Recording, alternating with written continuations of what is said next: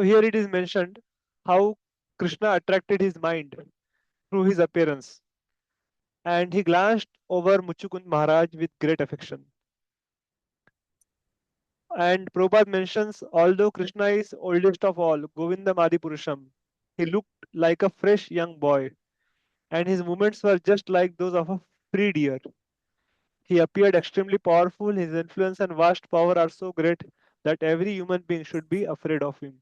So we wait till here, and today we'll continue from next paragraph. So I will read two paragraphs, and then one by one we'll give chance to everyone. So after me, Rishikesh Prabhu can read, and then Tejas Prabhu, and then Sahil Prabhu.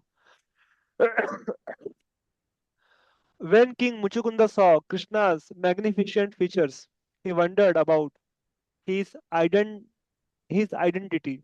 And with great humility, he asked the Lord, "My dear Lord, may I inquire who it is that you happened? How is it that you happen to be in the cave of this mountain? Who are you? I can see that your feet are just like soft lotus flowers. How could you walk in the forest full of thorns and pebbles? I am simply surprised to see this. Are you not, therefore, Supreme Personality of Godhead, the most powerful amongst powerful? Are you not original source of all illumination and fire? Can I consider you one of the great demigods like Sun God, Moon God, Indra, or King of Heaven? Or are you the predominating deity of some other planet? Muchukunda knew well that every higher planetary system has a predominating deity. He was not ignorant like modern men who think that this planet Earth is full of living entities and all others are vacant. The inquiry from Muchukunda about Krishna's well-being, Krishna's being the predominating deity of a planet unknown to him, is quite appropriate. Because he was a pure devotee of the Lord, King Muchukunda could immediately understand that Lord Krishna, who had appeared before him in such an opulent feature, could not be one of the predominating deities of the material planets. He must be Supreme Personality of Godhead Krishna, who has many Vishnu forms. Muchukunda therefore took him to be the Purushottama, Lord Vishnu. He could see also that the dense darkness within the mountain cave had been dissipated by the Lord's presence. Therefore, he could not be other than Supreme Personality of Godhead. Muchukunda knew very well that wherever the Lord is personally present, by his transcendental name, qualities, form, and so on, there cannot be any darkness of ignorance. He is like a lamp placed in the darkness. He immediately illuminates the dark place. Okay. Uh, Rishikesh Prabhu, please read further. King Mucukunda was eager to know the identity of Lord Krishna, and therefore he said, O best of human beings, if you think I am fit to know your identity, kindly tell me who you are. What is your parentage? What is your occupational duty? And what is your family tradition? King Muchukunda thought it wise, however, to identify himself to the Lord first. Otherwise, he had to write to ask the Lord identity. Etiquette is such that a person of less importance cannot ask the identity of a person of higher importance without first disclosing his own identity. King Muchukunda therefore told Lord Krishna, My dear Lord, let me first inform you of my identity. I belong to the most celebrated density of King Ikshuku, Iksh, Ishwaku, but personally, grandfather was the great king Yavan Sava. I was very much fatigued due to not resting for many thousands of years, and because of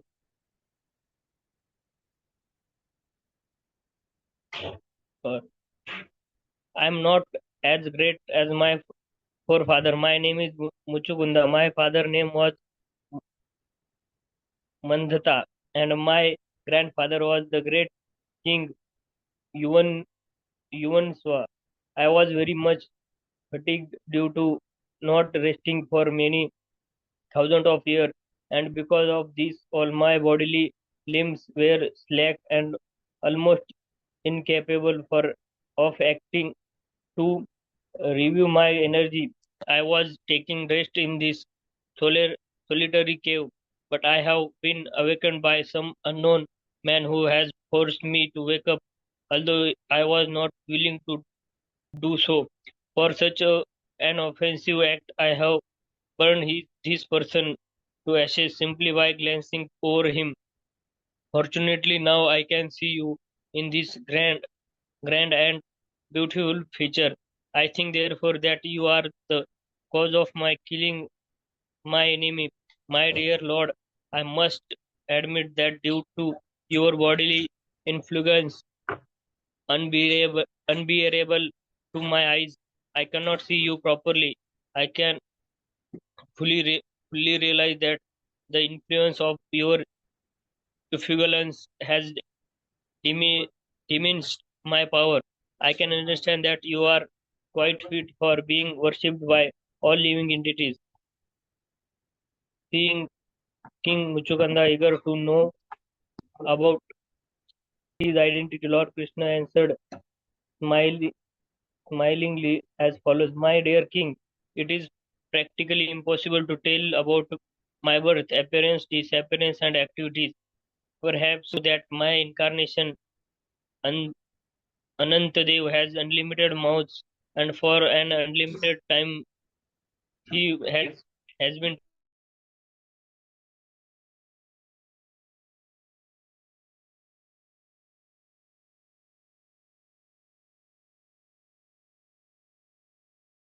his It is not possible to know exactly how many names and forms I possess. It may be possible for a material scientist to estimate the number of atomic particles which make up this earthly planet, but the scientist cannot enumerate my unlimited names, forms, and activities. Many great sages and saintly persons have tried to list my different forms and activities, yet they have failed to make a complete list. But since you are so eager to know about me, I may inform you that I have now appeared on this planet just to annihilate the demonic principle of the people to general and reestablish the reestablish the religion principle enjoyed in the Vedas. I have been invited for this purpose by Brahma, the superintending deity of this universe, and thus I have now appeared in the uh, dynasty of the Yadu dynasty and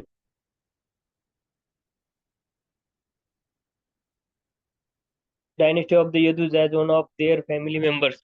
I have specifically taken my birth as the son of Vasudev in the Yadu dynasty, and people therefore know me the Vasudev, the son of Vasudev. You may also know that I have killed Kamsa, who his previous life was known as Kalnemi, as well as Pralham, Pralhamsura, and many other demons. They have act, acted as my enemies, and I have killed them. The demon who was present before you also acted my enemy, and you have very kindly burned him to ashes by glancing over him. My dear King Muchukanda, you are my great devotee, and just to show you my causeless mercy, I have appeared in this cave. I am very affectionately inclined toward my devotees, and in your previous life, before your present condition, you acted as my great devotee and prayed for my causeless mercy. I have therefore come to see you to fulfill your desire. Now you can see me to your heart's content, my dear king. Now you may ask from me any benediction you wish, and I am prepared to. fulfill your desire. It is my eternal principle that anyone who comes under my shelter must have all these desire fulfilled by my grace. Thank you. So these are the prayers which are offered by, initially Mucukunda gave his introduction, and then Krishna is offering him benediction. Krishna is telling, you can ask anything you like, because one who comes under my shelter must have all his desires fulfilled by my grace. So now we'll see what happens ahead. Yes. So Tejas Prabhu, you can read, and then Sahil Prabhu can read. When Lord Krishna ordered King Mucukunda to ask a benediction from him, the king was joyful, and he immediately remembered the prediction of Garga Muni, who had foretold long before that in 28th millennium of Vaivas- Vaivasvat Manu, Lord Krishna would appear on this planet.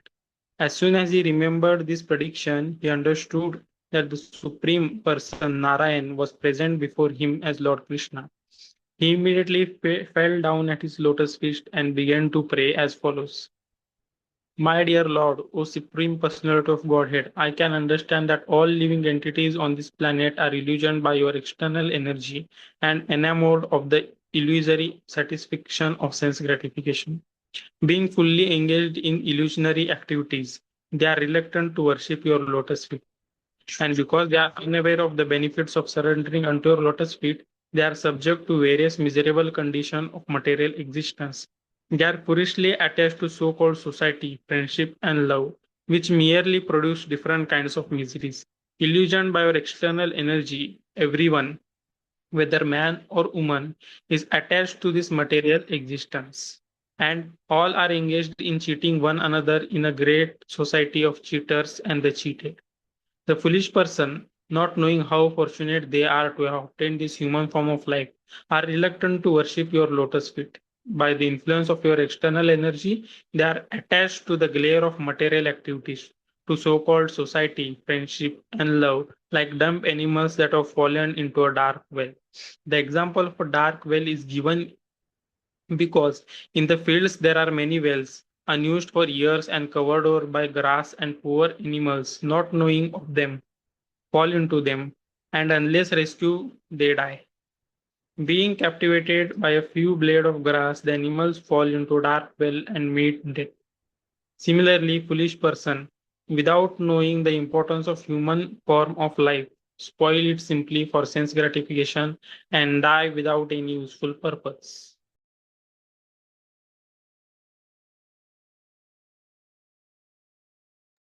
Read one more. My dear Lord, I am not an exception to this universal law of material nature. I am also a foolish person who has wasted his time for nothing, and my position is especially difficult on the account of my being situated in the royal order. I was more puffed up than ordinary persons. An ordinary may think he is the proprietor of his body or his family, but I began to think in that way on a larger scale. I wanted to be the master of the whole world, and as I became puffed up with the ideas of sense gratification, my bodily concept of life became stronger and stronger. My attachment for home, wife, and children, for money and the supremacy over the world became more and more acute. In fact, it was limitless. So I remained always attached to the thoughts of my material living condition. Thank you. So we are reading now the prayers of Muchukunda. So last two paragraphs, what Tejas Prabhu read. Um, so Muchukunda is offering his pure devotional prayers unto Supreme Personality of Godhead Krishna. And many things what he's telling here, he's telling out of humility. Like he's telling, I am puffed up and I am attached to family, body, etc. So these are these symptoms of pure devotee. And one prominent symptom is humility, simplicity. So like that, we can see in the prayers which are offered by King Muchukunda here. So he's telling I am always remained attached to thoughts of my material living conditions. Although he is always attached to Krishna, but out of humility, he is thinking that I was attached to a materialistic way of life. That's why he is able to offer such wonderful, beautiful prayers. And Shuddha Goswami is narrating those prayers in Srimad Bhagavatam. Otherwise, there are so many prayers offered by so many other kings. But all those prayers are not here. Only those selected prayers which are offered in pure devotion are mentioned in Srimad Bhagavatam for all of us. Yes. Sahil Prabhu, can you please read next two paragraphs? Sure, Prabhuji. Therefore, my dear Lord, I wasted so much of my valuable lifetime with no benefit. As my misconception of life intensified, I began to think of this material body, which is just a bag of flesh and bones, as the all in all, and in my vanity, I believed I had become the king of human society. In this misconception of bodily life, I traveled all over the world, accompanied by my military strength, soldiers, charioteers, elephants, and horses. Assisted by many commanders and puffed up by power, I could not trace out your lordship, who always sit within my heart as the most intimate friend. I did not care for you, and this was the fault of my so called exalted material condition. I think that, like me, all living creatures are careless about the spiritual realization and are always full of anxieties, thinking what is to be done, what is next. But because we are strongly bound by material desires, we continue to remain in craziness. Yet, in spite of our being so absorbed in material thought, inevitable time, which is only a form of yourself, is always careful about its duty. And as soon as the allotted time is over, your lordship immediately ends all the activities of our material dreams. As the time factor, you end all our activities as a hungry black snake swiftly swallows up a small rat without leniency. Due to the action of cruel time, the royal body, which was always decorated with golden ornaments during life and which moved on a chariot drawn by beautiful horses or on the back of an elephant, nicely decorated with golden ornaments, and which was advertised as the king of human society, that same royal body decomposes under the influence of inevitable time and becomes fit for being eaten by worms and insects or being turned into ashes or the stool of an animal. This beautiful body may be recognized as a royal body while in the living condition, but after death, the body of even a king is eaten by an animal and therefore turned into stool or is cremated in a crematorium and turned into ashes or is put into an earthly grave where different kinds of worms and insects are produced of it. Thank you. There is a very beautiful lecture by His Holiness Radhanath Maharaj on the topic futility of material body. And Maharaj quoted the same shloka which is mentioned here, that this body is meant to become eaten up by worms and insects or being turned into ashes or become stool of an animal. So Maharaj says in that lecture that in Varanasi, Kashi Varanasi, where we are going on yatra in February, there is a special place which is called the Burning Ghat, where you will find so many dead bodies being cremated, and people go there like yogis and all to meditate on that temporary or futility of life, how life is so flickering. Within moments, everything is finished. So that place is very famous in Kashi. It is known for that dead bodies, and so much smoke is coming out of that. So that lecture you can hear on internet. It's available. Futility of material life. I will also share on WhatsApp, so you can hear that, or we can hear someday together in our morning classes. So in that lecture, he mentions that this body, which we are identifying, is nothing but a bag of different elements, which gives the covering. But actually, we are not this body. We are the eternal spirit soul. Thank you.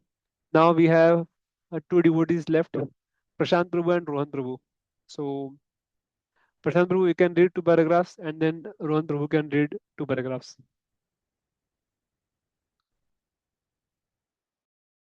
Yes. My dear Lord, we come under the full control of this inevitable time, not only after death, but also in a different way.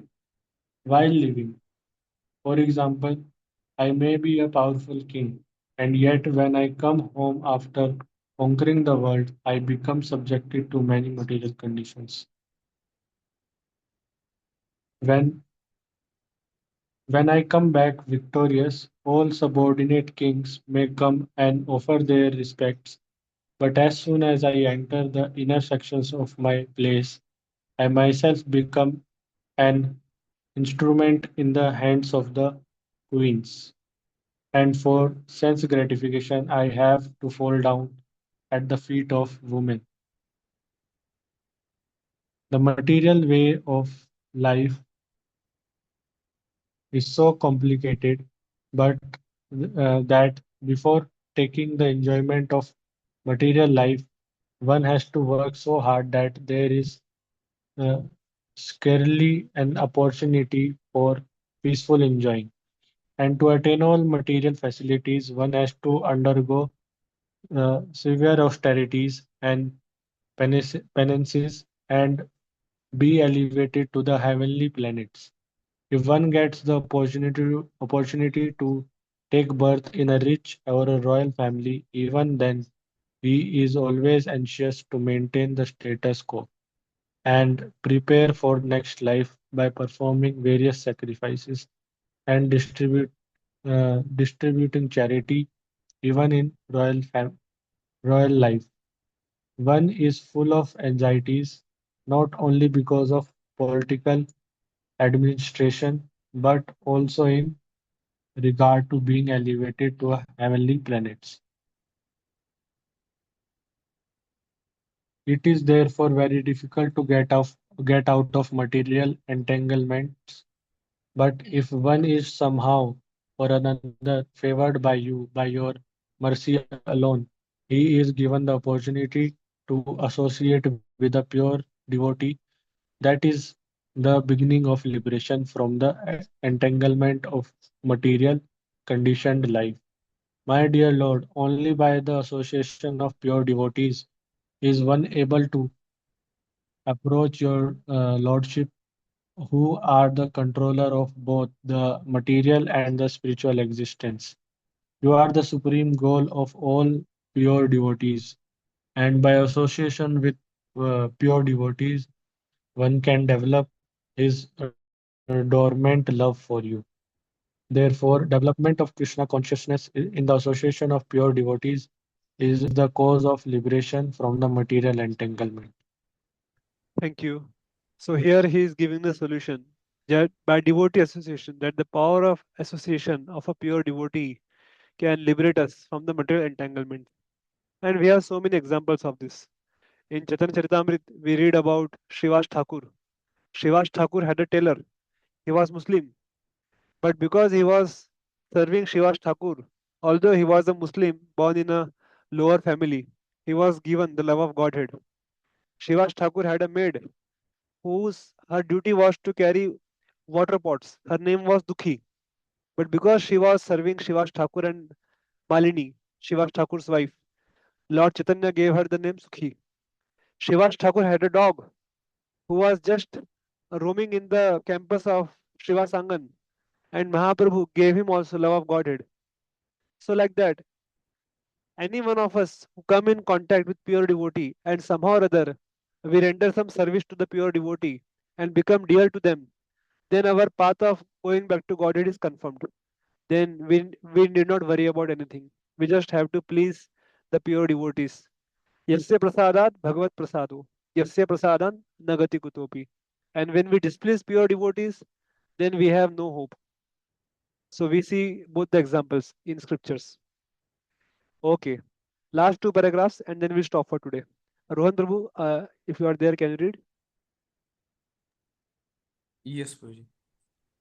My dear Lord, you are so merciful that in spite of my being reluctant to association with your pure devotees, you have shown your extreme mercy upon me as a result of my slight contact with such a pure devotee as Gargamuni. By your causeless mercy only have I lost all my material opulences, my kingdom, and my family. I do not think I could have gotten rid of all these entanglements without your causeless mercy. Kings and emperors sometimes accept the life of an ascetic to forget their royal life. But by your special causeless mercy, I have already been bereft of royalty. I do not need to become a mendicant or practice renunciation. My dear Lord, I therefore pray that I may simply be engaged in rendering transcendental loving service unto your lotus feet. This is the ambition of pure devotees who are freed from all material contamination. You are the Supreme Personality of Godhead, and you can offer me anything I want, including liberation. But who is such a fool that after pleasing you, he would ask from you something which might cause entanglement in this material world? I do not think that any sane man would ask such a benediction from you. I therefore surrender unto you because you are the Supreme Personality of Godhead. You are the super soul living in everyone's heart, and you are the impersonal Brahman effulgence. Moreover, you are also this material world, because this material world is only the manifestation of your external energy. Therefore, from any angle of vision, you are the supreme shelter for everyone, whether on the material plane or